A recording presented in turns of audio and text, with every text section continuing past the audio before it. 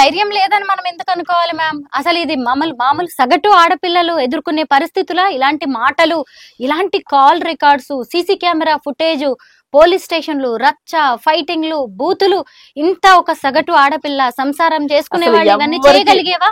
సామాన్య పౌరుడికి ఎవరికి ఇలాంటి అవసరం పడకూడదండి. నిజం మేడం. నా దృష్టిలో ఏ వ్యక్తికైనా హాస్పిటల్ ఒకటి, పోలీస్ స్టేషన్ ఒకటి, కోర్టు ఒకటి, ఈ మూడు నిజం మేడం.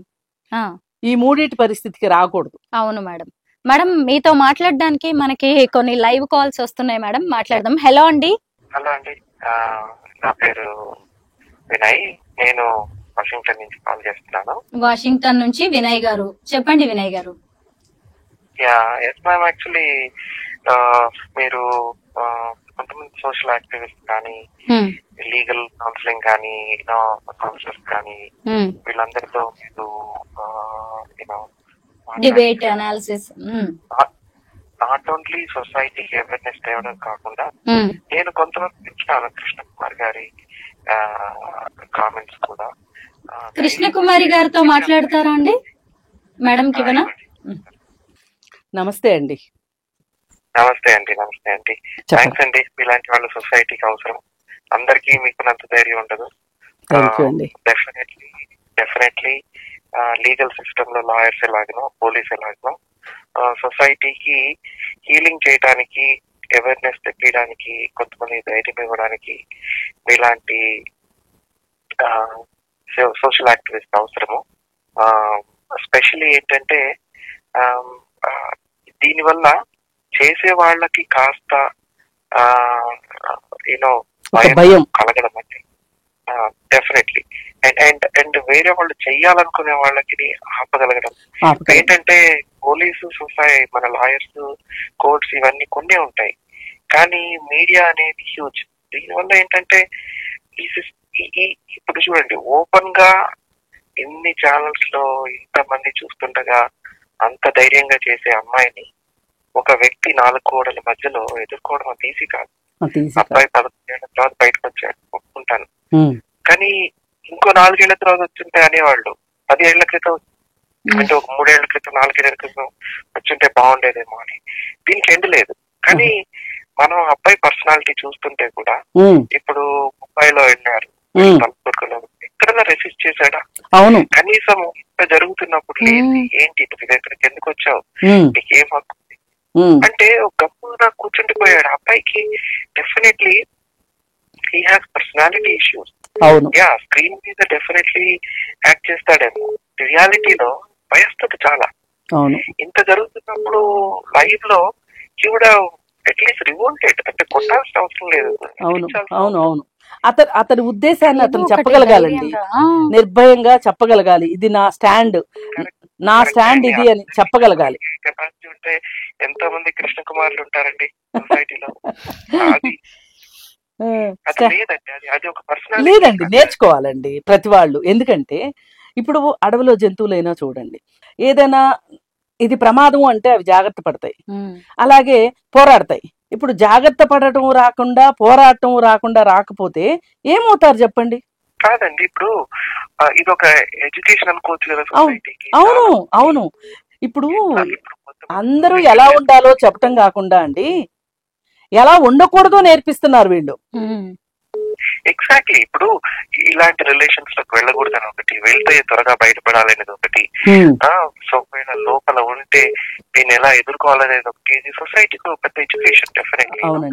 వీళ్ళకి కొంతమంది దీని వల్ల సఫర్ అవుతుండొచ్చు, but definitely this will help. And మనం చూస్తే అందరూ తప్పులు చేస్తున్నారండి, కానీ పెద్ద తప్పు ఎవరు చేశారనేది ముఖ్యం.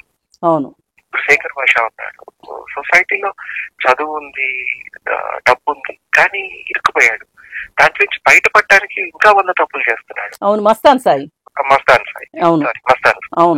మళ్ళా మన షరీఫ్ ఉన్నాడు, ఆయన మీద రేపెట్టట్టు, అవినాష్ అని తగ్గకపోవడము, ఇటు పక్క ఈ లాయర్ తో మన జరిగినటువంటి విషయాలు, ఎన్ని కిటికీలు ఉన్నాయో తెలియదు. అందుకే ఆ పిల్లోడు కూడా పాపం చెప్పినట్టు చేస్తున్నాడు. ఆట బొమ్మలు అయిపోయారు ఈయన చేతుల్లో. మనకి 4-5 క్యారెక్టర్స్ మనం చూస్తున్నాం. ఆమె ఎట్లా చెప్తే అట్లా.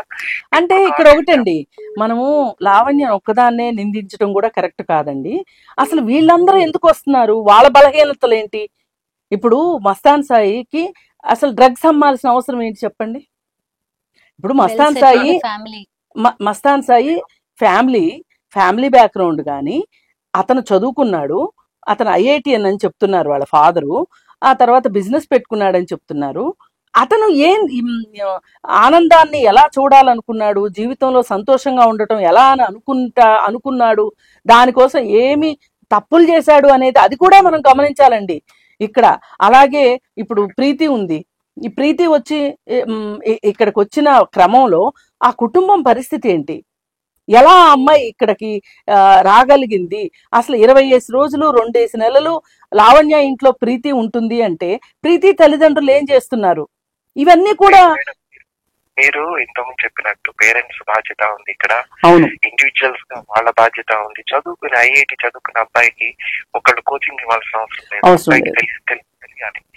ఒక్కొక్కసారి ఎంత చదువుకున్నా, ఎంత హోదాలో ఉన్నా, ఎంత హీరోలైనా డిసిషన్ మేకింగ్స్ రాంగ్ అయ్యి తప్పులు జరిగాయి, అందరి ద్వారా జరిగాయి. అండ్ మిగతా సొసైటీలో ఏంటంటే దీనివల్ల మేం చేయకూడదు ఇలాంటివి అనేది ఒక ఎడ్యుకేషన్. అవునండి. కానీ ఇంత ఓపెన్ గా ఇప్పుడు ముంబై వెళ్ళింది, సెల్ ఫోన్ లాక్కోవడం, వీళ్ళ పేరెంట్స్ మీదకి వెళ్ళి అటాక్ చేయడము, ఇక్కడ అటాక్ చేయడము, మళ్ళా వెళ్ళి పొజిషన్ లో ఇప్పుడు నగలు పోయినాయి అంటుంది. అంటే వేర్ ఇస్ ద ఎండ్? అంటే లేదండి, ఇప్పుడు so daring to do all of this. ఇది డేరింగ్ కాదండి, దీన్ని నిర్భయము, నిర్భీతి అనేవి పాజిటివ్ వర్డ్స్ అండి. ఇప్పుడు స్వాతంత్ర పోరాటంలో నిర్భయంగా పోరాడారు, అవసరమైతే పార్లమెంట్ లో బాంబులు వేశారు, అలాగే తెల్లవాళ్ళకి గుండెలు చూపించారు, కాల్చండి పేల్చండి అని అడిగారు, ఒక లక్ష్యం కోసం చేశారు నిర్భయంగా. ఆ నిర్భయం వేరండి, ఆ నిర్భీతి వేరు. ఇక్కడ ఈ అమ్మాయి చేసే విషయాలకి అసలు మనం ఒక పాజిటివ్ గా మాట్లాడుకోవటము, ఒక పాజిటివ్ కామెంట్ ఇవ్వడమే నా దృష్టిలో సమాజానికి చెడు సంకేతాలు ఇచ్చినట్లు అవుతుంది. అసలు ఈ అమ్మాయి చేసేది ధైర్యం కాదు, అది ఎక్కడో ఎలాగో చూపించాలి, నేను ఒక ఆధిపత్యం సంపాదించాలి అనుకోవటానికి ఆ అమ్మాయి తొక్కుతున్న అడ్డదారులుగా చూస్తాను నేను ఇక్కడ. అమ్మాయికి ఓవరాల్ భయం ఏంటంటే, చెప్పండి, సోషల్ యాక్టివిస్టులు, ఇన్ని ఛానల్స్, పోలీసు, కోర్టులు, system. I'm sure chief minister also should be watching this, లేదా తన నోటీస్ వచ్చి ఉండొచ్చు. ఇంతమంది కలిసి ఒక ఇలాంటి అసాంఘిక కార్యక్రమాన్ని మనం ఎందుకు కండక్ట్ చేయలేదు? ఎందుకు అది అవునండి, అవును, మీరు 100% చాలా సునిశ్చితంగా గమనిస్తున్నారు, అర్థం చేసుకుంటున్నారు, ఆలోచిస్తున్నారు. నాకు అది చాలా సంతోషంగా ఉంది. ఎందుకంటే ఇలాంటి వాళ్ళని ఎక్కువ కాలం సమాజంలో తిరగనివ్వకూడదండి. ఇదే మైండ్ సెట్లో వీళ్ళకి ఖచ్చితంగా ఒక రీహాబిలిటేషన్ సెంటర్కి పంపించాల్సిందే ఆ అమ్మాయిని. ఎందుకంటే ఆ అమ్మాయి మనస్తత్వం మారదా అనేది వేరే విషయం. ఇంత ఎక్స్పోజ్ అవ్వటం సొసైటీకి, సొసైటీ మొత్తం ఈ అమ్మాయిని చూడటము, ఇది కొంతమందిలో ఎలా ఉండకూడదో నేర్పించవచ్చు, కానీ చాలా మందికి ఇలా ఉంటే ఒక థ్రిల్ అనే ఉద్దేశం వచ్చింది అనుకోండి, ఇది ఖచ్చితంగా చెడు సంకేతాలే పంపిస్తుంది సమాజానికి. ఈ అమ్మాయిని అయితే కట్టడి చేయాల్సిన అవసరం ఉందండి. కొంతమందిని ఈవెన్ ఇలాంటి వాళ్ళని నలుగురు తయారు చేసినా గానీ చాలా డేంజర్ కదా, చాలా డేంజర్. ఇప్పుడు ఆ అమ్మాయి ప్రీతిని చూస్తే చిన్న అమ్మాయి అండి, జస్ట్ 22 years. అసలు ఆ వయసుకి ఒక రీహాబిలిటేషన్ సెంటర్కి వెళ్ళాల్సి రావటము అంటే, రీహాబిలిటేషన్ సెంటర్కి వెళ్ళడం అనేది చిన్న విషయం కాదండి. దానికి చాలా ధైర్యం కావాలి, చాలా సంసిద్ధత కావాలి. మరి వెళ్ళొచ్చిన తర్వాత అవును నేను వెళ్ళొచ్చాను అని చెప్పుకోవడం ఉంది చూసారా, అది ఎంత సోషల్ స్టిగ్మా ఉంటదండి. దాన్ని కూడా అమ్మాయి లెక్క చేయకుండా ఉంది అంటే చాలా అండి. అసలు ఇలాంటి పరిస్థితి వీళ్ళందరికీ తీసుకొచ్చిన ఈ అమ్మాయికి కావచ్చు, రాజ్ తరుణ్ కావచ్చు, వాళ్ళిద్దరినీ రాజ్ తరుణ్ కూడా నేను యాజ్ గా నిందిస్తానండి. ఇప్పుడు మనం తప్పు చెయ్యకపోవచ్చు, తప్పును సమర్థించినా తప్పే, తప్పుని ఎంకరేజ్ చేసినా తప్పే, నీ సమక్షంలో జరుగుతుంటే మాట్లాడకపోవటం కూడా తప్పేనండి. నేను రెండు విధాలుగా చెప్తాను. మీరేంటంటే బ్లాక్ సైడ్ చూస్తున్నారు, నేనేమో వైట్ సైడ్ చూస్తున్నాను. 40% నెగిటివ్ అని మీరు చెప్తున్నారు, 60% పాజిటివ్ అని నేను చెప్తున్నాను. సో చూసే కోణం వేరే ఉంటుంది. నేనేంటంటే ఆ అబ్బాయి ఎంత సఫర్ అయి ఉంటాడు ఇన్ని రోజులు. కరెక్టేనండి, కరెక్టే, ఎస్ కరెక్టే, అతను సఫర్ అవ్వలేదని నేను అనట్లేదు, కానీ కూడా ఉన్నాయి అతను. బట్ ఎఫెక్ట్ అయిన ఏరియా నేను చూస్తున్నాను. ఎందుకు బయట లేదనేది మీరేంటంటే మీరు రెవల్యూషనిస్ట్ అండి, మీరు యాక్టివిస్ట్, మీకుండే ధైర్యం వేరు, మీ ఆలోచన శక్తి వేరు, మీరు ఒక విషయాన్ని ఎలా ఆలోచిస్తారు, దాన్ని ఎలా కౌంటర్ చేయాలి. ఇప్పుడు నేను ఎంత ధైర్యం అంటే మీరు అన్నారు దాన్ని పాజిటివ్ వర్డ్ యూజ్ చేస్తున్నారు అన్నారు, నేను అది రియలైజ్ కాలేదు మీరు చెప్పేదాకా. అలా అలా డెఫినెట్లీ ఇంత పబ్లిక్ లోకి వచ్చి ఇంతమంది సపోర్ట్ చేస్తున్న పిల్లోడు బయటకు వచ్చి మాట్లాడలేకపోతున్నాడంటే how can we expect him to talk under 4 walls అంటే? అంటే నా బాధ ఏంటంటే అండి, నా పర్సెప్షన్ ఏంటంటే ఇక్కడ ఇప్పుడు వాళ్ళిద్దరి 4 గోడలకే పరిమితమైన విషయం అనుకోండి, లావణ్య ప్రవర్తన, రాజ్ తరుణ్ ప్రవర్తన ఒక ఇద్దరికే నష్టమైనప్పుడు వాళ్ళు చావనివ్వండి, లెట్ దెమ్ హ్యాపీ ఆర్ ఎగోని. కానీ ఇక్కడ ఏమవుతుంది, ఆ ఇంట్లో ఒక సోషల్ నెట్వర్క్ జరుగుతుంది, పార్టీలు జరుగుతున్నాయి, చాలామంది వస్తున్నారు, చాలామంది పోతున్నారు, చాలామంది డ్రగ్స్ తీసుకుంటున్నారు, దానికి ఆ ఇల్లు ఒక వేదిక అయ్యింది. అది నేను ఆ ఇల్లు రాజ్ తరుణ్ది అవ్వటంని నేను వ్యతిరేకిస్తున్నా.